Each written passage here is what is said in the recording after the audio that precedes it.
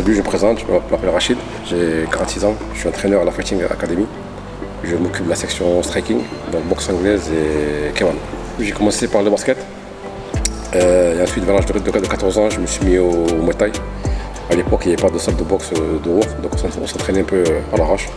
Et c'est vers l'âge de 17 ans que je suis entré dans un club. Dans les années 2000, j'ai découvert le K1. Et là, je suis devenu amoureux du K1. Alors la salle, elle a été créée malencontreusement avec pas un drame, mais par rapport à un accident. Donc en 2012, j'ai fait une rupture d'anévrisme. Je suis resté en soins intensifs pendant plus de 18 jours. Et pendant tout ce temps-là, j'avais qu'un regret, c'est de ne pas avoir boxé. Alors pas avoir boxé parce que j'ai fait des erreurs et voilà, et que j'ai pris un chemin qui était différent. Et donc je me suis, à ce moment-là, je me suis dit, ouais, je vais monter ma propre salle pour éviter justement aux jeunes de prendre un mauvais chemin. Alors la Fighting Academy, c'est mon bébé. J'ai mis plus de 10 ans à le faire. S'il y en a qui croient que je l'ai fait en un an, non, ça c'est pas vrai, j'ai mis plus de 10 ans. C'était des nuits de travail, des répétitions, des peaufinages de techniques, de l'apprentissage, de l'écoute. C'était très très compliqué, très long. À l'heure d'aujourd'hui, on a un peu plus de 230, je crois, adhérents. Donc franchement, c'est le top, c'est que du bonheur. La Fighting Academy, c'est, comme on dit chez nous, c'est la Fighting Family, on dit. Parce qu'en fait, ici, il y a de tous les horizons. J'ai un chirurgien, j'ai un mec qui travaille à Météo France, j'ai des jeunes de cité, de zones sensibles. J'ai de toutes les religions, tous les milieux sociaux. Et tout ce beau monde fait la Fighting Academy. Le public loisir, c'est de tout. C'est de 7 ans à 58 ans, je crois. On a de tout. Ça, comme je disais tout à l'heure, ça vient de tous les milieux et tous les âges. Ici, en fait, on essaie de procurer du plaisir aux loisirs. On essaie de les faire évoluer. Grâce à Dieu, les 3 quarts ont évolué. On est dans une boxe assez technique, donc les progrès sont assez rapides. Ici, en fait, ce qui prime ici, c'est la bonne ambiance. C'est le point principal, c'est la bonne ambiance. On travaille dur, mais après ça, on rigole, on s'amuse. On est très soudés, en fait. Donc voilà, tout ce beau monde travaille dans la joie et dans la bonne humeur. Donc sur mon groupe de compétiteurs, on est 16, dont une fille. C'est l'exception, Maëlle.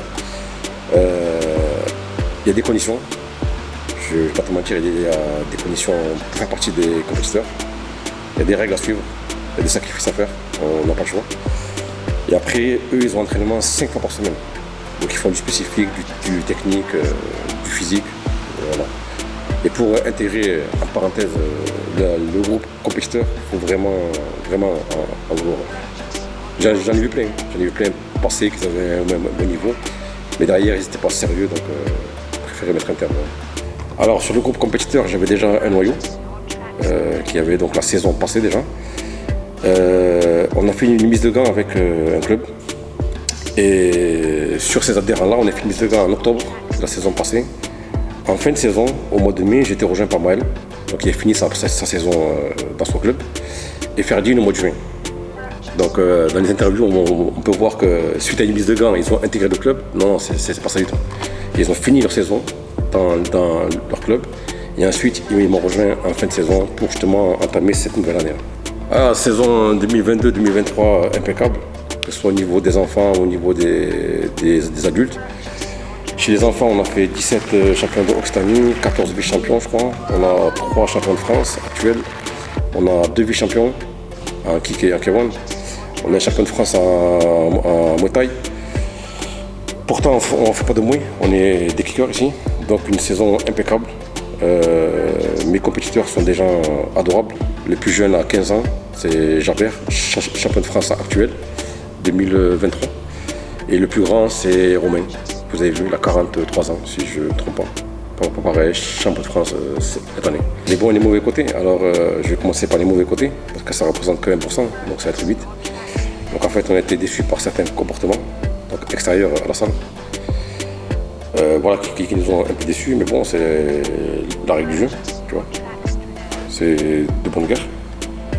Et après, le bon côté, c'est 80, enfin, à la salle, c'est 100% de fraternité, 100% de travail, 100% de barre de rire. J'ai des mecs de tous les milieux qui sont croisés, qui sont devenus amis, certains qui sont devenus comme des frères. Donc la réussite, elle est là. réussite déjà en fait.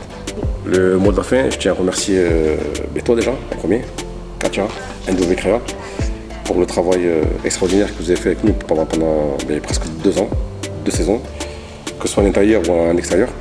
Donc déjà, merci à vous.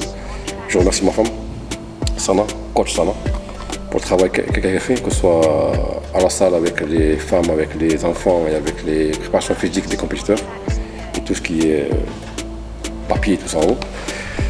Je remercie mes sponsors, Renobat Invest, Clim Home, Sport et Thérapie et Zoé. Je remercie mes fighters, donc loisirs, compétiteurs, MMA, tout ça, tout le monde, les enfants, les parents, tout le monde. Vraiment, c'est que du bonheur.